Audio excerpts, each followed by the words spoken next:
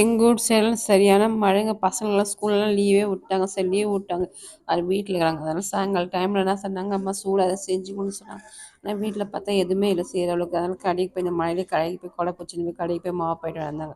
பஜ்ஜி மாவு பாக்கெட். இதில் வந்து எந்த வேலையும் இல்லைங்க. நம்ம பஜ்ஜி மாவு வாங்கினோமா, தண்ணி ஊற்றி கலக்கணுமா, நம்ம பஜ்ஜி மாவு வச்சு வாழைக்காவோ உருளைக்கிழங்கோ வெங்காயமோ முட்டையை போட்டு நம்ம இதில் வந்து நம்ம துவச்சி எடுத்து எண்ணெயில் போட்டுடலாம். அதனால் ஈஸியான வேலைங்க இந்த பஜ்ஜி மாவு ரெடிமேட் பஜ்ஜி மாவு வாங்கினதெல்லாம்.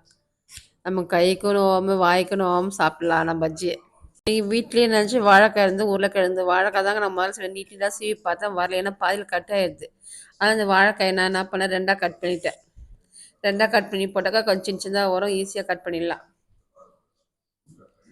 நாங்கள் இந்த மாதிரி தான் ஈஸியாக இது வந்து எண்ணெயும் ஒரு பக்கம் காய வச்சுருந்து இப்போ மாவில் வந்து இந்த பஜ்ஜி இந்த வாழைக்காயும் உருளைக்கிழங்கு நம்ம ரெண்டு பக்கம் மாவு திரட்டி போட்டுடலாம். இப்போ பஜ்ஜியை சூப்பராக இருந்துங்க. வாசனை வீடு ஃபுல்லாக மணக்குதுங்க. பெருங்காயத்தூள் வாசனை நல்லா இந்த பஜ்ஜி மாவில் நல்லா ரெண்டு பக்கம் திருப்பி போட்டுட்டு சாப்பிட்லாம். இது கூட டீயை வச்சு நம்ம பஜ்ஜியும் டீயும் குடிக்கும்போது ஆஹா அந்த மழைக்கு என்னம்மா ஒரு சூப்பராக இருக்கும். பசங்களும் அதுதான் கேட்டுக்கிறாங்க, அம்மா பஜ்ஜி சீக்கிரம் எடுத்துகிட்டு வா எடுத்துன்னு சொல்லி உக்காந்து எல்லாம் கேட்டுக்கிறாங்க. நானும் பஜ்ஜி சுட்டுன்னு இருக்கிறேன். இப்போ எத்தனை கொத்தையெல்லாம் சாப்பிட்றாங்க. இந்த பஜ்ஜி கூட கொஞ்சம் சட்னி அரைச்சிட்டேன். உடச்சக்கல் சட்னி தாங்க அரைச்சேன். தேங்காய் எல்லாம் உடச்சக்கல்ல பச்சை மிளகா பூண்டு இஞ்சி போட்டு நம்ம அரைச்சிட்டேன். உடச்சக்கல் சட்னி தேங்காய் சட்னிங்க உடச்சக்கல் சட்னி தாங்க. நீங்கள் பஜ்ஜிக்கு அடுத்தது இந்த உருளைக்கிழங்கு இது போட்டுடலாம்.